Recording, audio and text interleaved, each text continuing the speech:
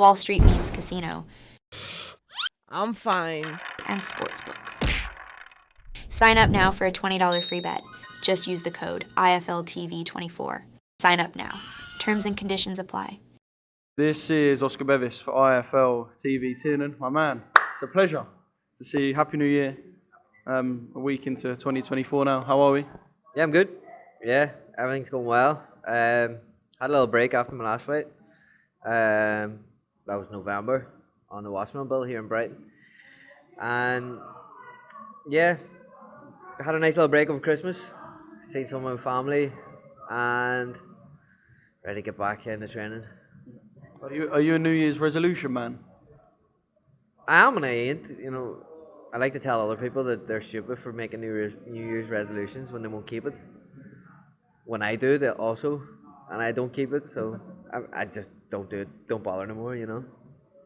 My New Year's resolution's down the pan because of Ben Pringle, but we don't need to talk about that. So last time, obviously, I spoke to you, like you said, was your fight in Brighton. You've had a break since, and we didn't really speak about it on the night, but I guess when you go back and perhaps go to the doctors and have a look, the hand problem was perhaps worse than you first feared leaving the ring. Am I right? Yeah. I knew it was sore during the fight. Caught the guy literally the first punch, first 5 seconds. And the little shimmy, don't forget the little shimmy. Yeah, a little shimmy as well. But it caught him with a right hook over the top. First punch of the fight, he dropped. I didn't really feel it at the time, probably because the adrenaline was running through me, but I think it was the second round. It came out, hit him a straight right on top of the forehead, just right at the hardest part of the head. I just felt a shock back in my hand. And I was like, oh God, something's not right here. And then I kept throwing it a few more times and the pain was going straight back into my elbow. So I thought to myself, God, I probably have broken my hand here. But when I threw it a few times, it was all right. And then I threw it again. And I thought two of my knuckles had pushed back, which wasn't good. And I kind of panicked a little bit. And I could only throw my left hook. I was literally going in, just throwing left hooks. If you watch the fight back, I'm just throwing left hook, left uppercut, left hook to the body, left hook, jab, left hook. And to be fair, like, I'm trying to feint the right, not throw it, and then throw the left hook. But it just looked kind of a little bit messy. But it was good to kind of get the rounds in as well. I knew when I caught him that first punch, I kind of sat back and I thought, I didn't want it to be over this quick. You know, it's too easy. So I kind of sat back. He got up after the count and he kept going. And I have to give it to that kid. He's a hard fella. His head was hard as well. I've got my hand to prove it. But yeah, when I came out of the ring, I was worried about my hand, and then I went and got it sorted, and it was just ligaments, which I was happy with. I was happy with that because if it was a break, surgeries and whatnot, but it was only a ligament, and didn't need surgery on it. Just rest it. That's all. Sometimes ligaments are much worse than a break. So we've just been doing rehab over the last 6, 7, 8 weeks. Feeling how strong the hand is, punching just the last week or two on pads, testing it out. But we've got a good team here of doctors and hand specialists, and it's starting to get really, really strong. So I'm looking forward to getting back in punching, back in sparring. Yeah, I suppose there's something to be said for winning a fight solely with the left hand.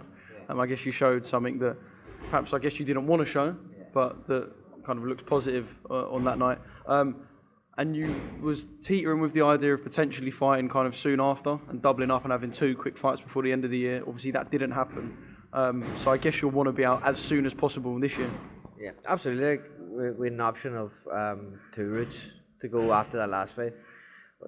Obviously, put me on a downer. We had the option of maybe fighting in Belfast on a matching bill or fighting on a bill in Dubai, which Tommy fought on, which was 2 options that we had, which is a definite. We could have fought then 4 weeks afterwards. We would have finished the year off, maybe 10-0, which would have been fantastic.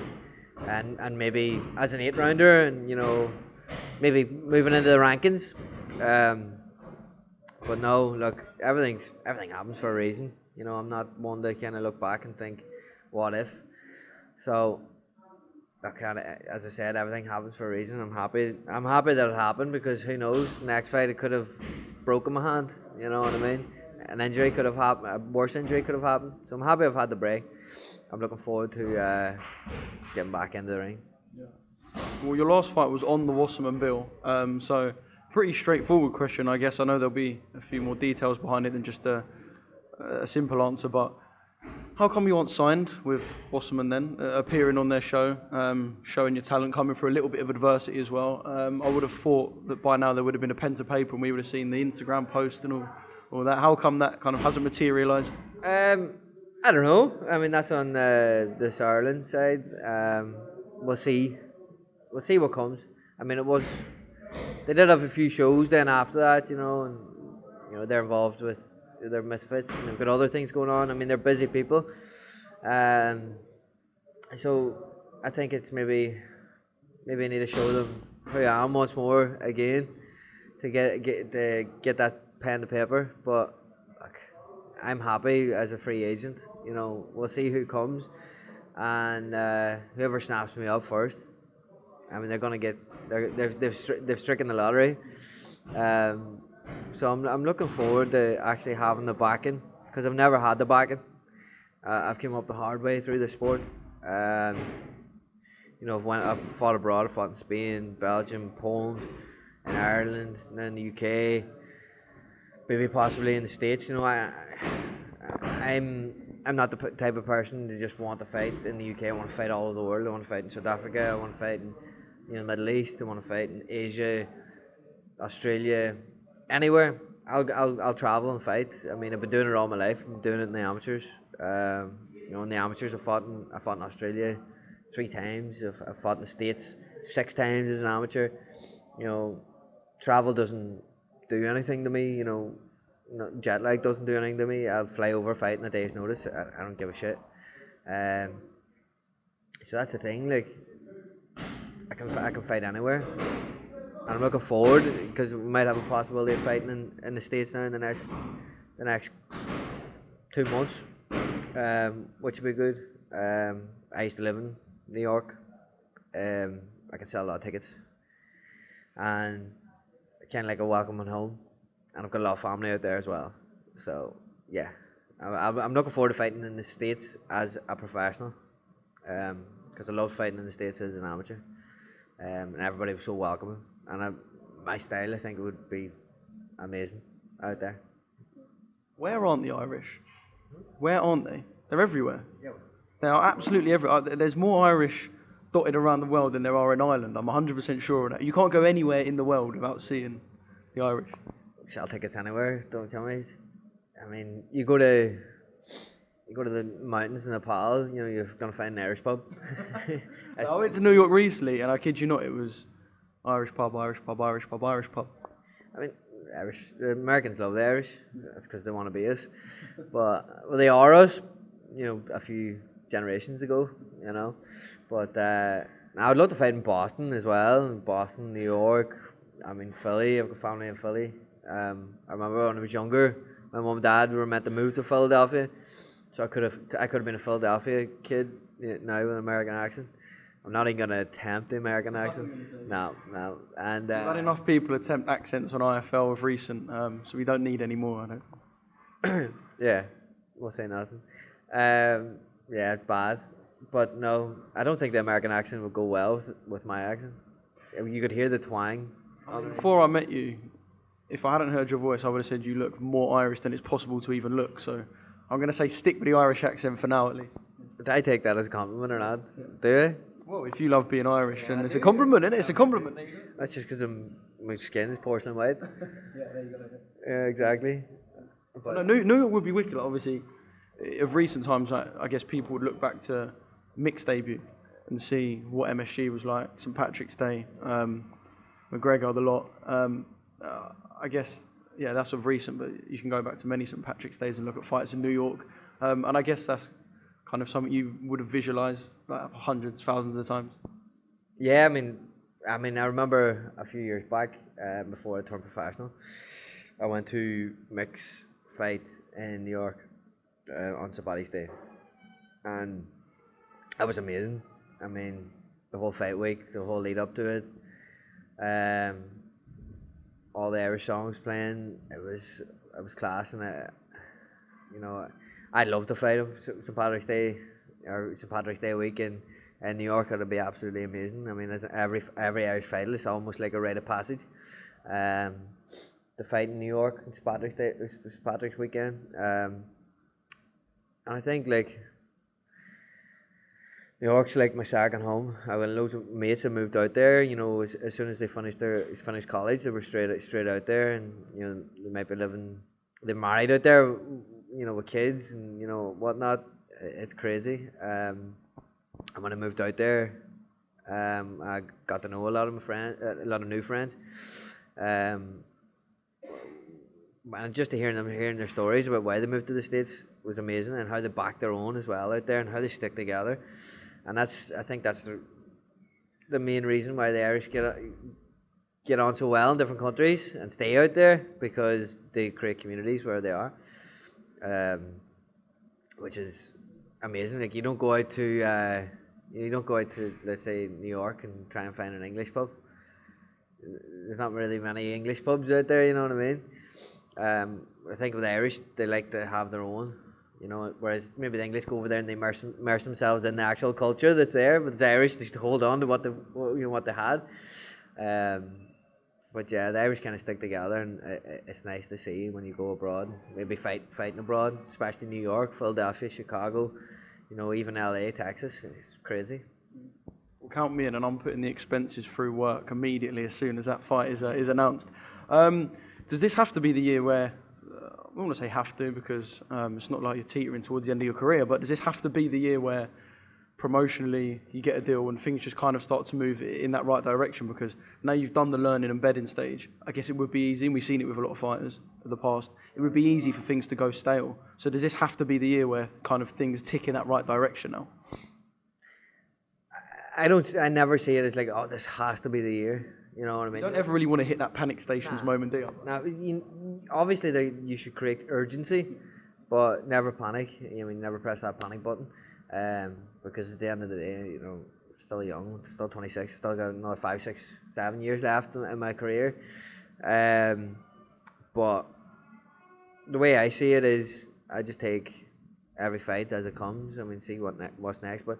Like we see it with other fighters that didn't have promoters before. You know, Mikey McKinson came up without a promoter, and look the way he is, where he is now. You know, he's fighting on Sky Sports. He's doing his bits. He fought Ortiz in the States. You know, and I'm sure he got paid a pretty penny. You know what I mean? So, it's not the wrong route. It's just a different route, which is the way I like to put it. And even you kind of seen it with Joe Kazagi. Joe Kazagi kind of stayed kind of anonymous for a good while. He's flown under the radar, and then bang, he's up top, picked up by a promoter, and then shot to the top. And we see it with a lot of other fighters. So even though I haven't been given the backing from a promoter from the very start, doesn't mean I won't make it. Just means that I've took a more difficult route, which is something I can be proud of. And it'll be brilliant, and it'll be even more sweet, I guess, when you kind of feel frustrated about opportunities. It'll be even more sweet when you get to have that first title around your waist. What will it be? I know it's kind of a broad question because, like you said, different routes and whatnot. One you've got in your sights. I know I always seem to ask you this, but is there one that you're kind of closing in on, even a person who's got it, that you're like, yeah, this is the fight, this is the belt? And I like that. Look, we're always going to think of the WBC. You know what I mean? We always want that green. Something special about green and gold belt, isn't it? Yeah. Green gold belts always the main thing. You know what I mean? And you know, I got to know Mauricio Sullivan. You know, personally myself. You know, last year at the Tyson Fury Chisora fight. You know, Scott knows Mauricio. Obviously, Scott's the chairman of the WBC, the charity side of things, CARE Society. I got up and walked about with Mauricio, got to know him very well, got to know the WBC vice president as well, got to know the team, and I mean just the way that they put forward everything, and you know how they present themselves, which is admirable, and that's why they're the number one organization out there. So that's WBC is the one that I would love to win. I mean, not a lot of people get to win a WBC belt. I mean, everybody recognizes the WBC belt as a stable, of number one in boxing. So yeah, some people may not agree with that, but I do. I think the WBC belt would be really nice. I mean, just working your way up with the WBC belt. Going for an international, going for a silver. Who knows? I know Sam Noakes has, he's a WBC international, is it? Pierce O'Leary, Irishman himself, has WBC silver. And there's other ones out there. I mean, the WBC silver tends to be one of the ranking belts when you look at the governing bodies. The WBC silver tends to be like the one that kind of gets you to that next step. So there's always been a bit of almost like it's the second world title in a sense. I mean, yeah. When Dillian won the WBC silver, and it was like, yeah, you're mandatory for Tyson now. Yeah. So the WBC silver holds a bit of weight about it. Yeah, it absolutely does, and a lot of the other organizations follow suit. Also, I mean, it shows a lot of these Mexicans are in the top 15 of the WBC rankings, but I mean, it's just because they see the talent of these Mexicans that not a lot of other other organizations see. You get me? Obviously, we've seen it with all the Mexicans coming to the UK and Ireland, and beating some of the prospects. I mean, that's the point of trying to get across here. They see what not a lot of other people see, which is good. But even the WBC silver is, it's a nice belt to win. A nice belt to win. Well, fingers crossed, it's one that you'll be getting your hands on one day. I guess that's kind of it. Just fingers crossed everything goes in the right direction. Shout out to Forge Stout, by the way. I know you kind of dressed up in Forge Stout. Shout out to Conor as well. I know he's got a fight penciled in now as well. Maybe. Yeah. I mean, somebody asked me about this before, and I got it completely wrong. I was like, yeah, he's fighting in March, UFC 300. Yeah, no problem. And then all of a sudden came out and was like, no, he's not fighting in June. And I was like, all right, maybe I'm wrong. I was led to believe otherwise, but it is what it is.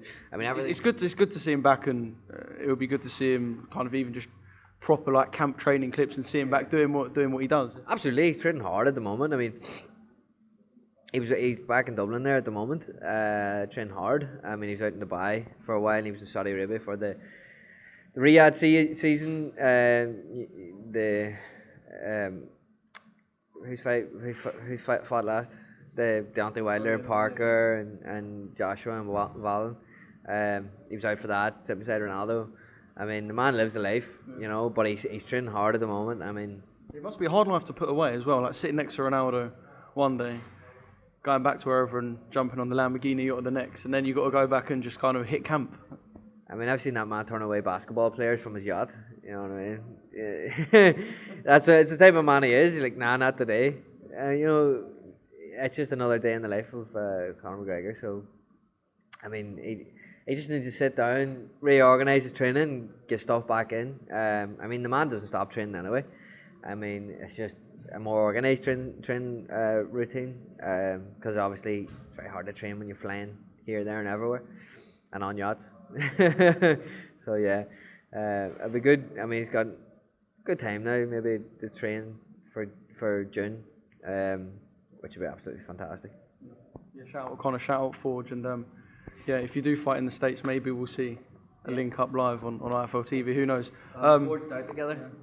Oh yes, yeah. Am I involved in this? Yeah, of course. Yeah, absolutely. I'll take that. Me, you, and Conor. Good to speak to you, my man. And just kind of anything finally that you want to add, or perhaps even just if you could give a time limit of when you hope things are wrapped up by to get this next date in. How long's a piece of string? You know what I mean? Who knows? I'd like to be fighting for a title in my next fight, if possible. You know, if not, next fight after that. If not, the next fight after that. Who knows whenever it comes. Maybe if a promoter comes along, we can get somebody that can pay the sanctioning fees, which would be good. But no, I'll fight for a title next. You know, I don't care. I haven't even done an 8-rounder yet, but I'm doing 10 rounders and 12 rounders in the gym with, you know, people who've got these titles. So look, I can fight for a title next. I don't care. Wall Street Memes Casino, I'm fine. and Sportsbook. Sign up now for a $20 free bet. Just use the code IFLTV24. Sign up now. Terms and conditions apply.